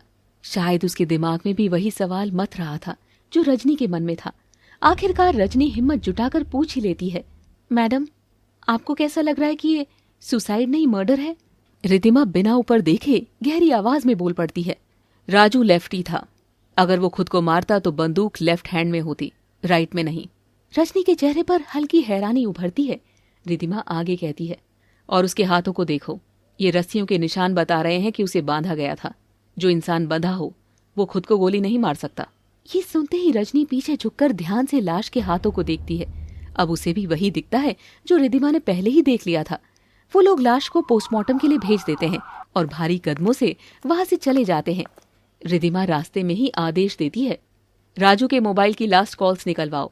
किसने, कब, कितनी देर बात की, सब चाहिए। कुछ देर बाद रिद्धिमा अपने केबिन में जाती है, व्हाइट बोर्ड निकालती है, मार्कर हाथ में लेती है और केस का एक बड़ा सा डायग्राम बनाने लगती है। राजू, अमित, नेहा, सुपारी, राजू की मौत का समय, गोली का एंगल, रस्सी के निशान, लेकिन कुछ भी मैच नहीं हो रहा था। वो कभी लाइन जोड़ती, फिर मिटाती, फिर दूसरी बनाती। हर कोशिश बेअसर थी। कुछ भी एक दूसरे से जुड़ नहीं रहा था। उसी वक्त रजनी तेजी से वापस आती है, मैडम राजू को अमित के बाद सिर्फ एक कॉल आया था और वो नंबर किसी पीसीओ का है। रिद्धिमा तुरंत खड़ी हो जाती है, पीसीओ? अच्छा, पता लगाओ कहाँ है और तैयार हो जाओ, हम वहीं चलते हैं। हो सकता है असली सुराग वहीं छुपा हो। रजनी फाइल उठाती है। रिद्धिमा बोर्ड पर आखिरी नजर डालती है। वो दोनों तेजी से केबिन से बाहर निकल जाती हैं। रिद्धिमा और रजनी गाड़ी से उतरकर उस लोकेशन पर पहुंचती है जहां से राजू को कॉल आया था, लेकिन सामने सिर्फ एक पुराना पीला सा ऑनलाइन पीसीओ बूथ खड़ा था। वहां कोई आदमी नहीं, कोई दुकानदार नहीं, सिर्फ एक मशीन थी जिसमें पैसे डालो और बात करो। वो सब देखकर रजनी हैरानी से कहती है, मैडम यहाँ तो कोई रहता ही नहीं, फिर किससे पूछें? रिद्धिमा आसपास नजर दौड़ाने लगती है। धूप में आंखें सिकोड़कर ऊपर देखती है और किसी दीवार के कोने में एक छोटा सा सीसीटीवी कैमरा टंगा हुआ दिखाई देता है। रजनी, उस कैमरे वाले से बात करनी होगी। दोनों वहीं पास की दुकान में जाती हैं जहाँ कैमरा लगाया गया था। एक अधेड़ उम्र का आदमी उस दुकान में नजर आता है। रिद्धिमा उसे आईडी दिखाकर कहती है, हमें कल रात की इस कैमरे की रिकॉर्डिंग चाहिए, तुरंत। आदमी बिना सवाल किए हार्ड ड्राइव निकाल देता है और रिद्धिमा को फुटेज कॉपी दे देता है। कुछ देर बाद फुटेज चलती है। रिद्धिमा वीडियो का टाइम सेट करके प्ले करती है। कल रात 11:35 कैमरा पीसीओ के सामने की तरफ देख रहा था। अचानक फुटेज में एक ऑटो आता है। ऑटो से एक लड़की उतरती है। उसने चेहरा पूरा दुपट्टे से कवर किया हुआ था। आंखों पर काले बड़े सनग्लासेस और तेजी से बूथ की ओर बढ़ रही थी। ये तो कोई लड़की है मैडम, हम तो लड़का सोच रहे थे। फुटेज में लड़की बूथ के अंदर जाती है, 2 मिनट तक बात करती है, फिर वापस बाहर निकलती है। उसी वक्त दूसरा ऑटो आता है। वो उसमें बैठती है और तेजी से वहां से निकल जाती है। रिद्धिमा स्क्रीन फ्रीज करती है। हाँ रजनी, ये आदमी नहीं था, ये लड़की थी जिसने राजू को आखिरी कॉल किया था। धीरे धीरे उसके चेहरे पर समझ और संदेह घुलने लगता है। वो फिर से रिकॉर्डिंग को जूम करती है और लड़की के हाथ में एक छोटे से ब्रेसलेट पर नजर टिक जाती है। ये ब्रेसलेट मैंने कहीं देखा है। रिद्धिमा एक तेज सांस भरती है और फिर बोलती है, रजनी, इस ऑटो वाले को खोजो और पता करना है कि वो लड़की कौन थी। रिद्धिमा और रजनी उस जगह पहुंचती है जहां उस ऑटो को ट्रेस किया गया था। कुछ पूछताछ के बाद एक दुबला पतला 20-22 साल का ऑटो ड्राइवर उनके सामने खड़ा था। वो घबराया हुआ था, डर के मारे बार बार हाथ मल रहा था। रिद्धिमा कड़क आवाज में बोली, कल रात इस पीसीओ पर जो लड़की उतरी थी उसे तुम लेकर आए थे? जी हाँ मैडम, पर मैं उसे जानता वानता नहीं हूँ, वो तो मुझे पहली बार मिली थी। ड्राइवर ने डरते हुए कहा। रजनी आगे बढ़कर उससे बोलती है, तो फिर कहाँ से बैठी और कहाँ उतरी, सब बताओ। ड्राइवर थोड़ा सोचकर बोलता है। मैडम, वो मुझे चौराहे के पास मिली थी और उसका चेहरा दुपट्टे से ढका हुआ था। अब मुझे लगा कोई घर से भागी हुई लड़की होगी, इसीलिए मैंने कुछ पूछा नहीं। रिद्धिमा आंखें सिकोड़ती हुई उससे बोलती है। और आवाज कैसी थी उसकी आवाज? उसका हाव भाव कैसा था? उसकी आवाज धीमी थी, जैसे लोग किसी से छिपने के लिए बदल कर बोलते हैं वैसे ही। बस यही याद है कि वो बार बार पीछे मुड़कर देख रही थी, जैसे कोई उसका पीछा कर रहा हो। और जब तुमने उसे छोड़ा तब? मैडम, उसने लोकेशन बदल दी थी। पहले बोली थी घर जाना है, फिर अचानक बोल दिया बस यहीं रोक दो। उसके बाद वो दूसरी तरफ से आए ऑटो में बैठ गई। रजनी चौंक कर बोलती है। दूसरा ऑटो? कौन सा? रिद्धिमा और रजनी एक दूसरे को देखती है और रिद्धिमा गहरी सांस लेकर बोलती है। ठीक है, तुम जा सकते हो, लेकिन शहर छोड़ने की कोशिश की तो जेल में डाल दूंगी। ड्राइवर जल्दी जल्दी सर हिलाकर चला जाता है। रजनी धीरे से कहती है। मैडम, लगता है 2 ऑटो शामिल थे। लड़की भी चेहरा ढककर और ये आवाज बदलकर बोल रही थी। बहुत शातिर है ये लड़की। रिद्धिमा स्क्रीन पर ब्रेसलेट वाली तस्वीर खोलती है। ये ब्रेसलेट, यही सुराग है। ये जो भी लड़की है, राजू की मौत से इसका गहरा रिश्ता है। रिद्धिमा कड़क आवाज में आदेश देती है। रजनी, आसपास की ऑटो ट्रांसपोर्ट में जाकर पूछताछ शुरू करो और ये पता करो कि इस रात इस इलाके में कौन कौन ऑटो चला रहा था। Okay madam. रिद्धिमा और रजनी दूसरे ऑटो वाले को ढूंढ निकालते हैं। वो मध्यम उम्र का आदमी था। रिद्धिमा सख्त आवाज में कहती है। उस रात तुमने एक लड़की को इस पीसीओ से कुछ दूरी से उठाया था? ऑटो ड्राइवर चौंक कर बोला। मैडम, हाँ, एक लड़की बैठी थी, पर वो कौन थी मैं नहीं जानता। चेहरा ढका हुआ था और वो बस जल्दी जल्दी उतर गई। मुझे तो किराया दिया और चली गई। रजनी ने गुस्से में कहा। उसने कहाँ उतरने को कहा? मैडम, 5 मिनट बाद ही बोल दिया बस यहीं रोक दो। मैंने ज्यादा कुछ पूछा नहीं। बोली जल्दी करो, मुझे देरी हो जाएगी। रिद्धिमा फाइल बंद करती है। आवाज भारी करके बोलती है। ठीक है, तुम जा सकते हो। ऑटो वाला डरते डरते चला जाता है। मैडम, दोनों ऑटो वाले कुछ नहीं जानते। लड़की ने अच्छी तरह से खुद को छिपाया था।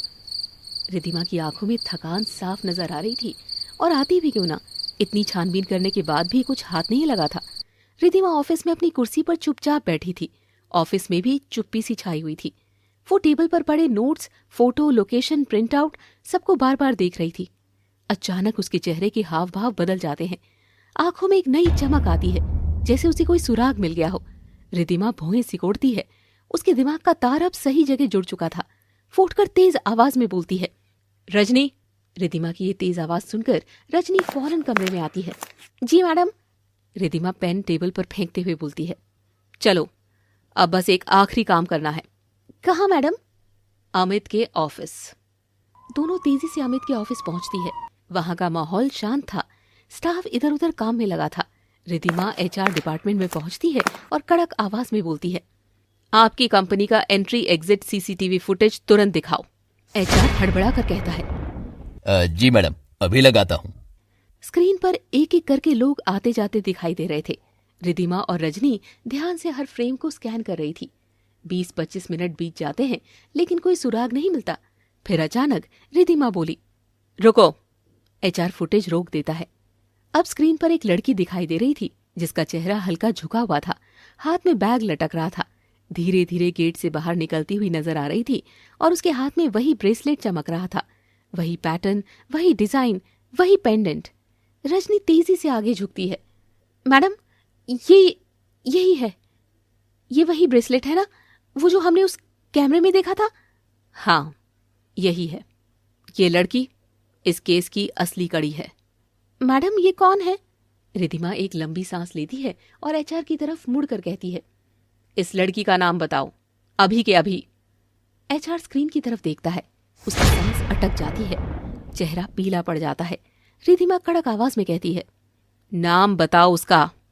एचआर कांपते हुए कहता है, मैडम, वो हमारी कंपनी की मैनेजर है।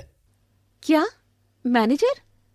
रिद्धिमा और रजनी बिना एक सेकंड गंवाए मैनेजर के केबिन की तरफ बढ़ती है। दरवाजे को धक्का देते हुए अंदर घुसती है। मैनेजर फाइलें देख रही थी। वो उन्हें सामने देखकर हड़बड़ा जाती है। वो एक पल को जम जाती है, लेकिन फिर खुद को संभाल कर नरम आवाज में पूछती है, क्या हुआ मैडम, क्या बात है, आप यहाँ फिर से क्यों आई हो? रिद्धिमा बिना कुछ कहे बस उसकी तरफ घूरती रहती है। उसकी नजरें मैनेजर के हाथ पर जाती है, उसी ब्रेसलेट पर। कोई प्रॉब्लम है क्या? हाँ, बहुत बड़ी। तुमसे बातें करनी है, बहुत सारी बातें। किस बारे में? रिद्धिमा अब बिल्कुल सामने खड़ी थी। इन सवालों के जवाब तुम्हें यहां नहीं देने, पुलिस स्टेशन चलो, अभी के अभी। मैनेजर की आंखें फैल जाती है, चेहरा लटक जाता है, हाथ कांपने लगते हैं। मैंने कुछ नहीं किया, रिद्धिमा जोर से पकड़कर कहती है। ये कुछ नहीं किया, पुलिस स्टेशन में बताना, वहीं सुनेंगे। चलिए मैडम, हाथ आगे कीजिए। मैनेजर डर से भरकर रिद्धिमा की तरफ देखकर बोलती है, मैडम प्लीज, आप गलत समझ रही हैं। क्या गलत, क्या सही, ये तो पूछताछ ही बताएगी। मैनेजर को हिरासत में लेकर दोनों पुलिस स्टेशन आ जाती है। रिद्धिमा, रजनी और सामने बैठी ऑफिस की मैनेजर कृतिका दिखाई पड़ती है।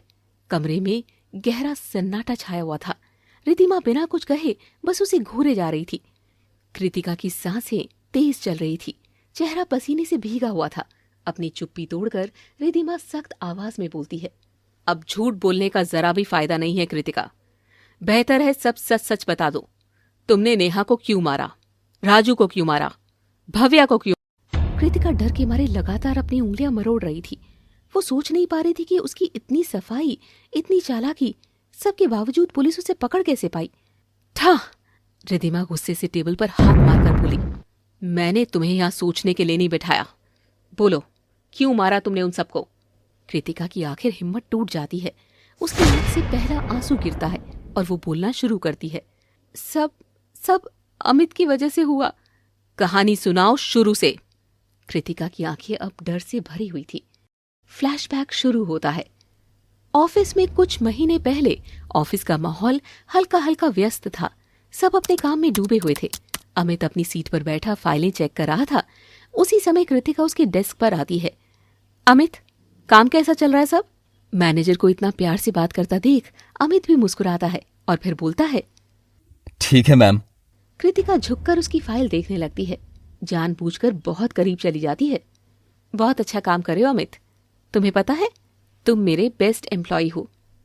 Thank you ma'am. कृतिका उसके हाथ को हल्के से छू लेती है। अमित तुरंत हाथ खींच लेता है। अगर फ्री हो तो मेरे केबिन में आ जाओ, कुछ डिस्कस करना है। कृतिका चली जाती है। अमित कुछ सोचता है, फिर कुछ देर बाद उठकर उसके केबिन में जाता है। उस कमरे में हल्की लाइट जल रही थी। कृतिका खुद उठकर दरवाजा धीरे से बंद करती है। अमित उसको ये सब करता हुआ खड़ा देख रहा होता है। कृतिका अमित को बैठने को बोलती है। अमित बैठ जाता है। कृतिका सामने रखी अपनी कुर्सी पर नहीं बैठती, बल्कि अमित के बिल्कुल पास खड़ी हो जाती है। जानते हो अमित, मुझे तुम दूसरों से ज्यादा पसंद हो। मैडम प्लीज, आप ये। कृतिका उसके कंधे पर हाथ रखती है। डरो मत, मैं तुम्हें कुछ नहीं कहूंगी। अमित धीरे से सीधा होता है। उसकी असहजता साफ दिखाई दे रही थी। मैम आई रिस्पेक्ट यू, लेकिन ये सब सही नहीं है, आई एम सॉरी। अमित तुरंत उठता है और बाहर निकलते हुए कहता है, मैडम मुझे काम है। कृतिका उस बंद दरवाजे को घूरती रहती है। उसकी आंखों में जलन और पागलपन दोनों थे। उस दिन के बाद से कृतिका अमित पर अपनी नजरें बनाए रखती है कि वो ऑफिस की किस लड़की के साथ ज्यादा घुलता मिलता है, और उसे भव्या के बारे में पता चल ही जाता है कि अमित और भव्या के बीच कुछ ज्यादा ही बनती है। भव्या अमित की टीम में थी, दोनों अक्सर साथ काम करते थे। भव्या की मुस्कान, अमित का फ्रेंडली नेचर, ये सब देखते ही कृतिका के दिल में ईर्ष्या का जहर भर गया था। तो ये है वो लड़की जो अमित के इतने करीब है। अगले दिन भव्या को कृतिका की तरफ से एक मेल आता है। भव्या, कृपया 10 मिनट के लिए मेरे केबिन में आए, a confidential discussion is required. Bhavya धीरे धीरे केबिन की तरफ बढ़ती है। कमरे में वही हल्की लाइट, वही खामोशी। कृतिका अपनी कुर्सी पर बैठी थी, लेकिन उसका चेहरा कुछ अलग लग रहा था। बहुत गुस्से में नजर आ रही थी। मैम, आपने बुलाया था? कृतिका ने मुस्कुराने की कोशिश की, लेकिन उसके चेहरे के भाव बता रहे थे कि वो बस दिखावा कर रही है। हाँ भव्या, बैठो, मुझे तुमसे एक बहुत जरूरी बात करनी थी। भव्या बैठ जाती है। तुम और अमित कितने करीब हो? भव्या चौंक जाती है। मैम, अमित वो तो मेरे टीममेट हैं, हम एक साथ प्रोजेक्ट पर काम करते हैं। कृतिका हल्का झुककर एक अजीब से लहजे में बोली। सिर्फ प्रोजेक्ट? मैम, आप क्या कहना चाहती हैं? साफ साफ बताओ भव्या, तुम्हारा अमित के साथ क्या रिश्ता है? भव्या अब खड़ी हो गई थी। मैम, आप गलत समझ रही हैं, हम बस दोस्त हैं, बस। कृतिका धीरे से हंसती है और कहती है, दोस्त या उससे भी ज्यादा कुछ? Enough ma'am, you are crossing a line. Kritika का चेहरा सख्त हो जाता है। वो धीरे धीरे भव्या के पास आती है, इतना करीब कि भव्या की सांसें अटक जाए। अमित मेरा है और जो मेरे बीच आएगा ना, उसे मैं बर्दाश्त नहीं करती। भव्या डर से पीछे हटती है। मैम प्लीज, ये पर्सनल बातों का ऑफिस से कोई। कृतिका अचानक चीखती है, चुप! तुम जैसी लड़कियां ही बीच में आकर सब बिगाड़ती हैं। कमरे में कुछ सेकंड के लिए सन्नाटा छा जाता है और फिर कृतिका शांत नजर आती है। वो मुस्कुराती है और कहती है, जाओ भव्या, अपना काम करो, पर याद रखना, जो मेरा है उसे छूना मत। कृतिका से नाराज होकर भव्या बाहर चली जाती है। भव्या के केबिन से जाने के बाद कृतिका एक पल के लिए शांत से बैठी रहती है। उसे लगने लगा था कि शायद उसने ये सब करके गलत किया है। उसके चेहरे पर खुद के लिए ही गुस्सा आया हुआ था, लेकिन फिर भी उसके चेहरे पर एक मुस्कान थी। गलती से ही सही, लेकिन उसने ये तो पता लगा लिया था कि अमित और भव्या का कुछ नहीं है। जैसा वो सोच रही थी, वो धीरे धीरे फुसफुसाती है, शायद मुझे गलतफहमी हो गई थी। भव्या और अमित का कुछ नहीं है, लेकिन अमित भी मेरा नहीं है, ये मैं मान ही नहीं सकती। उसकी आंखों में वो पागलपन फिर जाग उठता है, पर इस बार वो सीधे वार नहीं करना चाहती। वो अपने उस प्यार को पाने के लिए एक नई चाल चलने की कोशिश करती है। उसके दिमाग में एक नई स्कीम बन रही थी। दिन ऐसे ही बीतते जा रहे थे और अमित अब भी कृतिका को ऐसे ही अवॉइड करता रहता था, क्योंकि उसके लिए उसकी वाइफ नेहा ही सब कुछ थी। कृतिका उससे बात भी करना चाहती तो वो सीधे साफ बात करता था और कृतिका से दूरी बनाकर रखता था। उसका यही रवैया कृतिका के दिल में एक कड़वाहट को जन्म देता गया। वो अमित के पास जाकर बात करने की कोशिश करती रही, लेकिन वो बस दूर और दूर होता चला जा रहा था। अमित, अगर टाइम मिले तो मेरे केबिन में आना। अमित बिना चेहरे पर देखे लेकिन शांत लहजे में कृतिका को बोला। मैम, मैं थोड़ा बिजी हूँ, फाइल्स भेज दीजिए, मैं यही देख लूंगा। कृतिका अंदर ही अंदर जल उठी थी, लेकिन बाहर से वो खुद को बहुत काबू में रखने की कोशिश करती हुई नजर आ रही थी। वो अमित से कुछ नहीं कहती। अगर अमित मुझे पसंद नहीं करता तो उस पर नजर रखने वाली लड़की को अपने कंट्रोल में रखना होगा। उसके बाद शुरू होता है उसका सबसे खतरनाक खेल। एक दिन लंच टाइम में भव्या कैफेटेरिया में अकेली बैठी थी। अचानक कृतिका उसके सामने कुर्सी पर बैठ गई। भव्या चौंक गई। वो अब भी कृतिका से नाराज थी, लेकिन फिर भी उससे बोल पड़ी, मैम आप यहाँ? कृतिका हल्की, बहुत ही मीठी मुस्कान देती है। भव्या, बस सोचा कि कभी तुम्हारे साथ बैठकर बात ही नहीं की। हम एक ही ऑफिस में हैं, थोड़ी बहुत बातें तो होनी चाहिए ना। भव्या अभी भी सावधान थी, लेकिन माहौल शांत था तो उसने नॉर्मल तरीके से बात शुरू की। कृतिका बहुत दोस्ताना अंदाज में बात करती है। तुम बहुत टैलेंटेड हो, पूरी टीम तुम्हारी तारीफ करती है। अमित भी कह रहा था कि तुम बहुत हेल्पफुल हो। ये नाम सुनते ही भव्या थोड़ी असहज हो जाती है। कृतिका उसके चेहरे को गौर से देखती है। नाक के नीचे मुस्कुराहट दबाते हुए वो फिर से बोली, डरो मत भव्या, उस दिन की बात भूल जाओ, मैं थोड़ा जज्बाती हो गई थी। भव्या को कृतिका पर थोड़ा भरोसा होने लगता है। कृतिका और भी मीठी बातें बोलने लगती है। मैं चाहती हूँ कि हम दोस्त बने। वर्क प्लेस पर एक दोस्त होना अच्छा लगता है ना।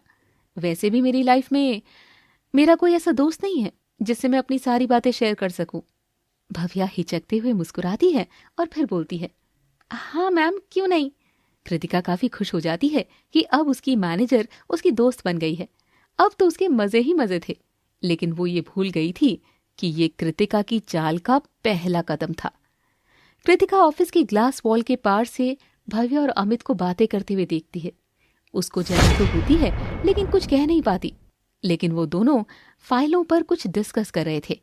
कृतिका ने धीरे से सर झुकाया, अपने आप को आईने में देखा और बेहद धीमे स्वर में कहा, अब खेल शुरू होगा।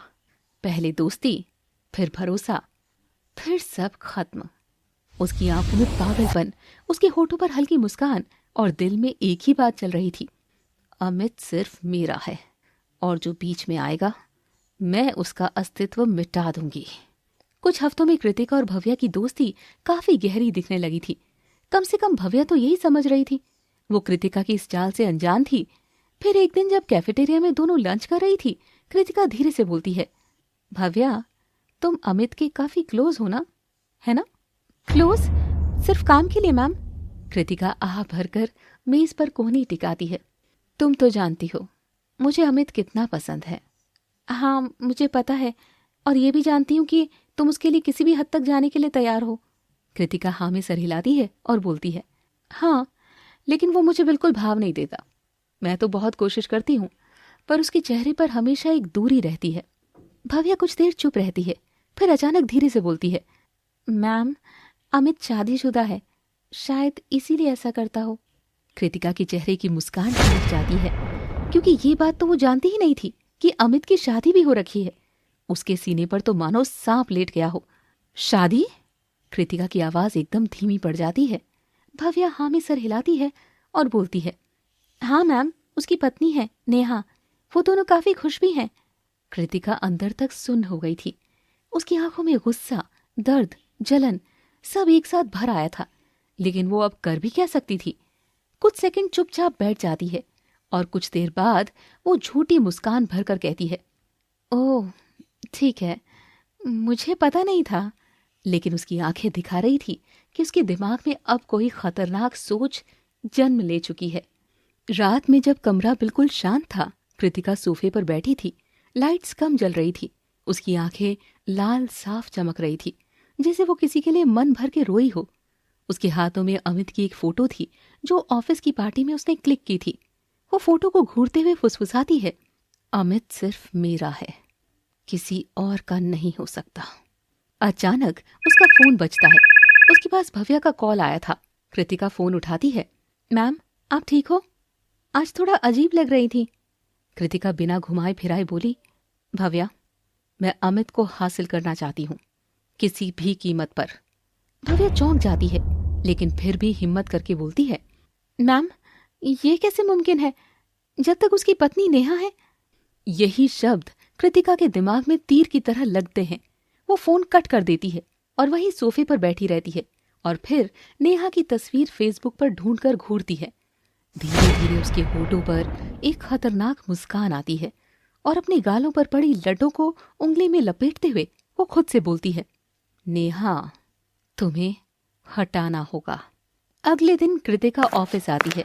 उसका चालाकी से भरा हुआ चेहरा भी आज एकदम नॉर्मल लग रहा था। वो भव्या को अपने केबिन में बुलाती है। भव्या आती है। मैम, आपने बुलाया था? कृतिका मीठी मुस्कान के साथ उससे बोली, हाँ भव्या, मुझे तुमसे एक जरूरी बात करनी है।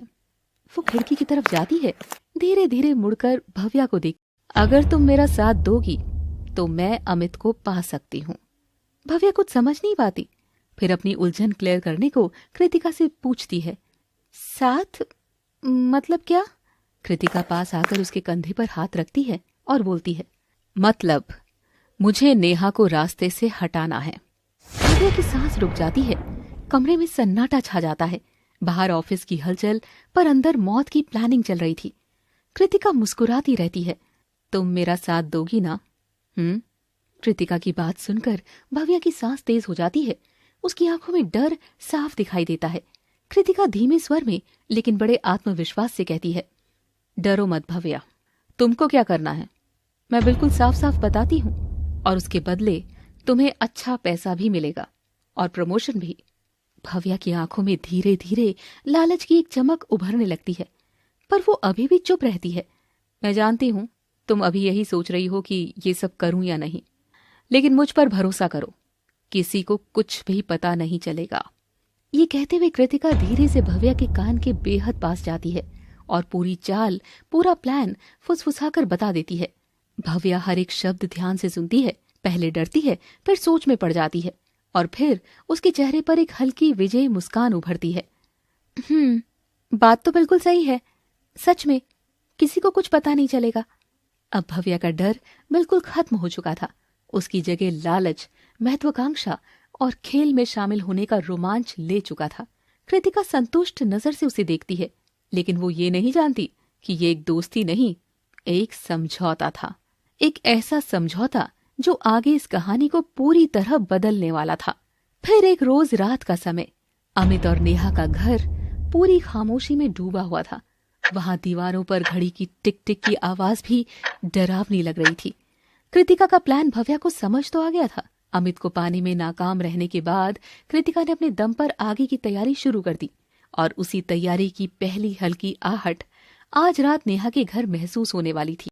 रात 2:45 बजे जब अमित और नेहा अपने कमरे में सो रहे थे, नेहा की आंख अचानक खुल जाती है, मानो किसी ने उसे पुकारा हो।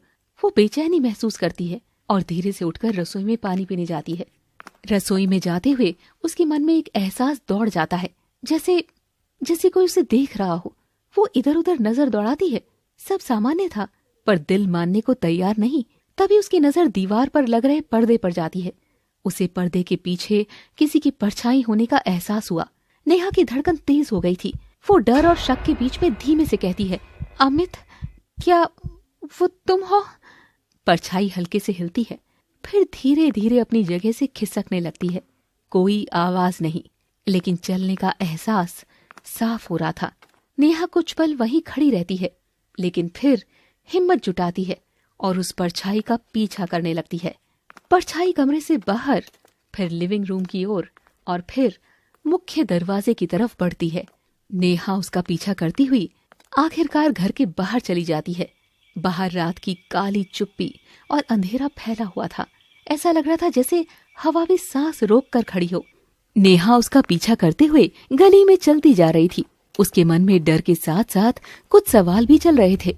ये कोई चोर वोर नहीं, मुझे तो लगता है ये कोई लड़की है जो अमित से मिलने आई होगी और मेरे जागने की आवाज सुनकर भाग रही है। मैं जाने नहीं दूंगी, देख कर रहूंगी कि ये है कौन। नेहा के कदम उस परछाई के पीछे और तेज हो जाते हैं। रात का सन्नाटा, कभी कभार कुत्तों के भौंकने की आवाज और नेहा की अपनी ही तेज होती दिल की धड़कन, सारी आवाजें एकदम साफ सुनाई दे रही थी। नेहा ने चलते चलते उसे आवाज दी, रुको! लेकिन परछाई नहीं रुकी। ठंडी हवा नेहा के चेहरे पर पड़ रही थी। सड़क बिल्कुल सुनसान, चारों तरफ अंधेरा, बस स्ट्रीट लाइट की एक हल्की पीली रोशनी जिसमें वो लड़की कभी नजर आती तो कभी नहीं। परछाई आगे आगे चल रही थी और नेहा पीछे पीछे। कुछ और दूर जाने के बाद वो लड़की एक बड़े खुले पार्क में जाकर रुक गई।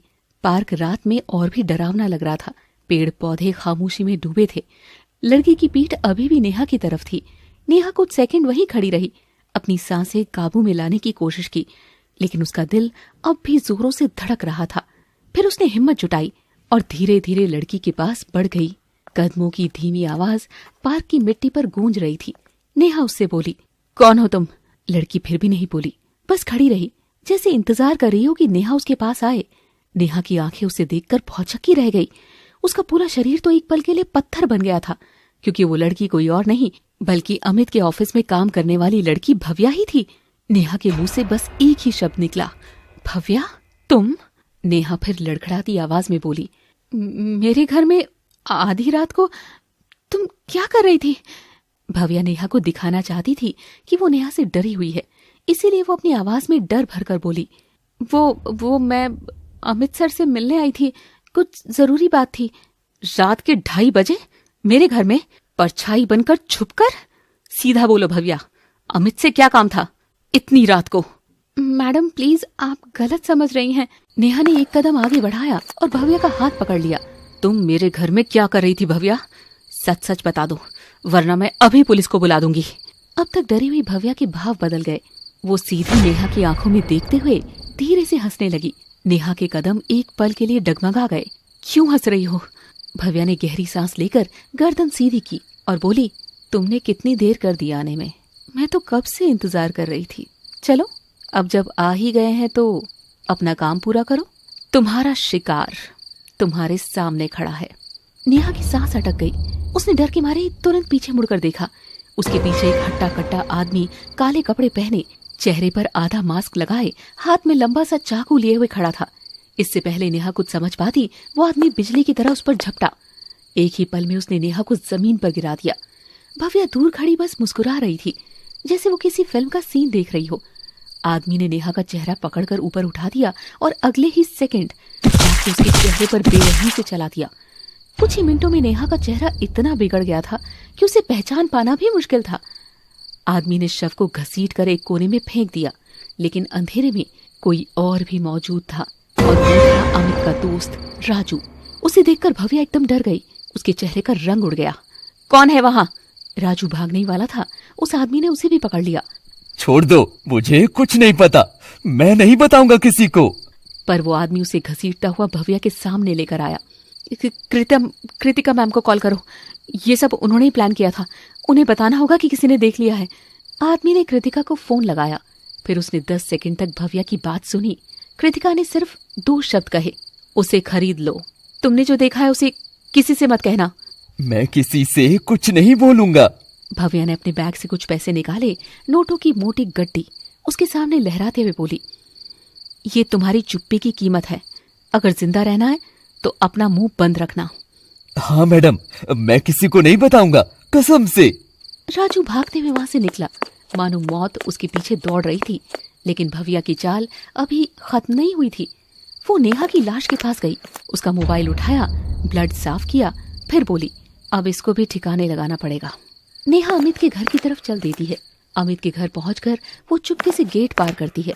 भव्या ने बड़ी चालाकी से नेहा का फोन रख दिया, कमरे में ही रख दिया, ताकि सुबह जब अमित जागे तो उसे फोन वहीं मिले, ताकि कोई शक न हो। जैसी वो जाने लगी, उसके हाथ में पहनी ज्वेलरी से एक चमकीला कण झटके से गिरकर जमीन पर गिर गया। इंस्पेक्टर रिद्धिमा इन्वेस्टिगेशन रूम की खिड़की के पास खड़ी थी। वही कुर्सी पर बैठी थी कृतिका। रिद्धिमा उसकी तरफ मुड़ी। कृतिका, अब आगे बोलो। कृतिका की गर्दन झुकी हुई थी।